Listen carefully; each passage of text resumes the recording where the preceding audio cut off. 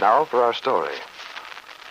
This morning at Malibu Beach outside of Los Angeles, the white ocean fog had just begun to lift and the sun broke through. Kit's household had breakfasted early. Then Mrs. Kingsley had dressed Lisa Fenner's baby son in a tiny white knitted jacket and cap, and herself in a neat gray cloth coat and a simple gray hat. When she carried the baby downstairs, she'd found Mrs. Meade waiting, dressed for the street, looking beautiful, self-possessed, and quite cheerful. A few minutes later, Paul Cromwell's black car had driven up. Mrs. Kingsley had followed Mrs. Meade out the door. It walked carefully down the stairs which led to the road, where the car stood waiting with the door open. Paul and Max, standing beside it, had stopped talking as the women approached. Now Max touched his cap in greeting as Paul called. Good morning. Good morning, Paul. Good morning, Mr. Cromwell. Mrs. Kingsley. Well, shall we go? I think it's going to be a nice day after all. Oh, I hope so. Hand the baby to me, please, Mrs. Kingsley. Oh? Why, I'll take him.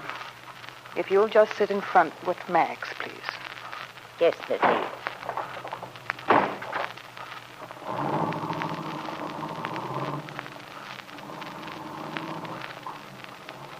What time is it, Paul? Just 10:30. What time is the appointment with the pediatrician? Dr. Nichols? 11:15. We'll make it nicely. Well, Kit, you make quite a picture. Young mother and child. Rather touching. Is it, Paul? Oh, definitely. You amaze me. I never thought Isn't something the matter? No. Well, maybe a pin sticking. No, he's just blowing off steam. There you are, Ducky. There, you see? Really? You're quite the little mother, Kit. What on earth did you do? Well, I don't know what the professional name for it is, but the term in common usage is burping the baby. Well, really, Kit. Oh, you needn't be shocked, Paul. All the doctors say that, and the nurses, too. Well, you seem to be a veritable fountain of information. I must say, Kit, the baby doesn't look much like Bill Meade. Oh, what a catty streak you have. You're as bad as a woman. But you can't needle me about that. I happen to know that babies look like the people you want them to look like. It's chiefly in the mind. Besides, he's dark. You might say he looks like me. You might. Kit, now that we have an opportunity, what did you tell Lisa yesterday? Oh. So Lisa told you I'd been over. Certainly. But she refused to tell me what you said. I wanted to get over to see you last night, but I couldn't get away very gracefully. So you couldn't get away very gracefully. That doesn't sound much like the man who used to take me out in New York. Touché. You have me there. But I do want to know. I couldn't get anything out of Lisa. What happened? Well, I explained the circumstances to Lisa. All the business about having to get Bill's consent and Lance's. That scared her. And she still feels pretty sensitive about his walking out on her. Especially at such a time, though Lance certainly didn't know about Lisa's condition then. Well, it's not surprising that she feels as she does, just the same. No, of course it's not. That's why I wanted her to understand that it would be necessary for Lance to sign the papers. And what did she say? She was very upset. Said she wouldn't think of Lance's knowing anything about the baby. Well, that settles it then. Not necessarily. It doesn't change much, actually. You're forgetting that I don't want Bill to know about it either. Yes, that's true, of course. But in that case, I don't see what good it did to talk to Lisa, to upset her any more than she was. You're not very nimble-witted, are you, Paul? I had to talk to Lisa to persuade her, or rather to make her see that there's only one way out of this situation. And what's that? It looks to me as if you're completely cornered, no matter how you try to get out of it. No, Paul. I'm not cornered. I told Lisa that the best thing would be for her to let me keep the baby now. Take him back to Wakefield as I intended from the beginning. Then, later, when Lisa's divorce is final, you and she go east as you plan to, we can all meet in some place and settle the legal side of it. But, Kit, that's the most harebrained scheme I've ever heard. What's wrong with it? Well, don't you see? It means that you have absolutely no protection. And neither has Lisa, for that matter. I'm aware of that. But that's the risk we have to take. Besides, I'm not really afraid of it, Paul.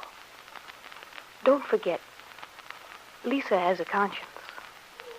She realizes she was responsible for my accident. That otherwise I would have had a child of my own. She feels it's her moral duty to let me have her child. You mean because of that night, the argument you two had? Of course, Paul. Lisa knows that if she hadn't gotten me so upset that night, so unnerved... That's rather a cruel means of swaying Lisa's judgment. I can't help that. There's no choice. And Lisa sees the justice of it quite clearly herself.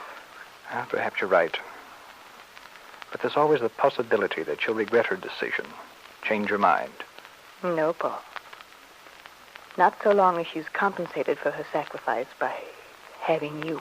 But good heavens, Kit. You know this thing can't be dragged out indefinitely. Sooner or later, when she knows about our plan, the future that we have in mind... But Lisa won't find out, Paul. She won't know about that until after the papers are signed. And then the baby will be legally mine.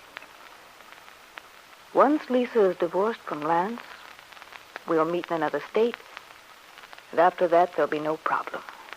It all seems such a tragic, complicated mess. Frankly, I'd almost forgotten what the original purpose was. Have you, Paul? I haven't. Not for a minute. Oh, I shouldn't say that. I haven't really forgotten, Kit.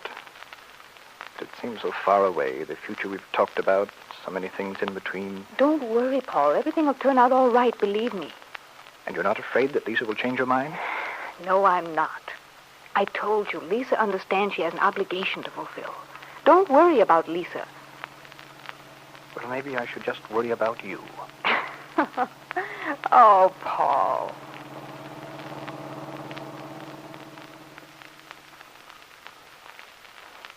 A little later, they arrived at their destination, the office of the pediatrician, Dr. Nichols, whom Dr. Gordon had recommended. Paul and Max waited below while Kit and Mrs. Kingsley went up to the doctor's office. The doctor had weighed and measured the baby boy, checked with Mrs. Kingsley in regard to his eating and sleeping habits. Yes, he's in fine shape. You can tell Mrs. Fenner she has nothing at all to worry about. Miss Fenner would be glad to hear that, I'm sure. Yes. What a shame Lisa couldn't have come in, but it's such a long drive in from the beach. Well, it's probably just as well for her to rest. Is there anything else, Doctor? Anything we should do? No, I think not. I'd like to see the baby again in about 2 weeks. You can make an appointment with the nurse as you go out. Perhaps you do that now, Mrs. Kingsley. I'll be out in a few minutes. Yes, Miss Meade. Goodbye, Doctor. Goodbye, Miss Kingsley. Doctor,